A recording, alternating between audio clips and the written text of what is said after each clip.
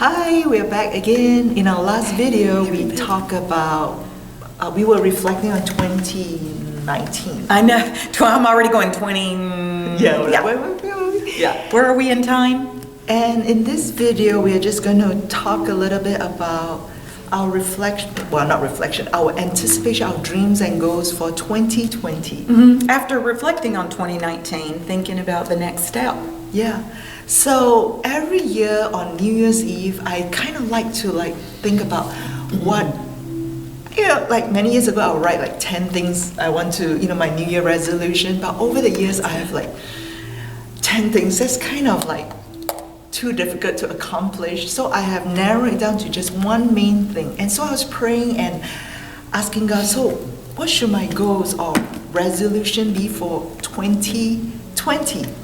And I was reading this book, and there was this quote that just really resonated with me. And it says, worship is an awareness of God's presence, God's activity, and God's holiness. Worship is about surrender. It's an act of submitting your will, circumstances, and desires to God.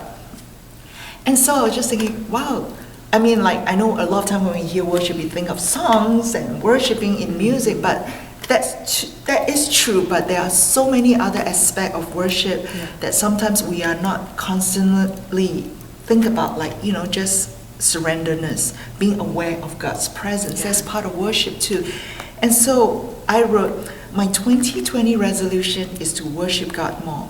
And my worship will not depend on my circumstances. I don't worship God when I'm in church or when things are going well. I'm going to worship Him all the time, because God is good all the time. All the time, people. And all the time. So, and the verse that really resonated with me when I was just thinking about 2020 was the verse in Isaiah 43:19.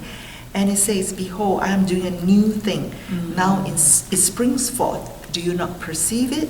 I will make a way in the wilderness and rivers in the desert. In the desert. Isn't that just so, it's such a wonderful promise. No matter what your 2019 has been, God is going to do a new thing. Yeah. He will make a way. Are you in a wilderness right now? Sometimes you do. I feel like I'm in a desert during certain season, but God will bring forth rivers and He will make a way no matter where you are. And that just gives us so much hope. Positive expectation. Ongoing positive expectation. Because His word has never changed. His promises are ongoing. Amen. That's right. That's why our book is called Having Ongoing Positive Expectation. So my resolution, for lack of a better word, is to really worship God more. Can I interject? Sure. Because you just mentioned the book. And we hope that you know that we're not just trying to sell you books. First of all, yes, we want you to buy them because they're good for you. They just are. We could have written anything. The Lord laid on our hearts to write devotionals, and you're talking about worship. Maybe you don't know where to start. This is a good place to start. Why do I say that?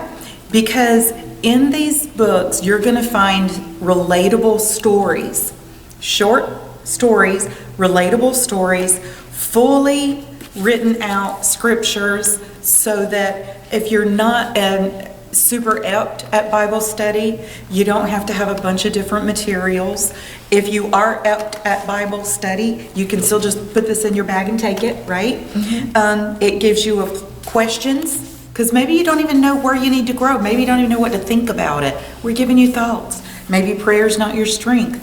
We've given you prayers that you can say. And I promise you, as you pray them, the Lord's going to expound on them. And even a place for you to write your own thoughts. It's a good place to start, is a good devotional for worship. That's good. Yeah. So follow along and rekindle your purpose. Love you, everybody. Bye.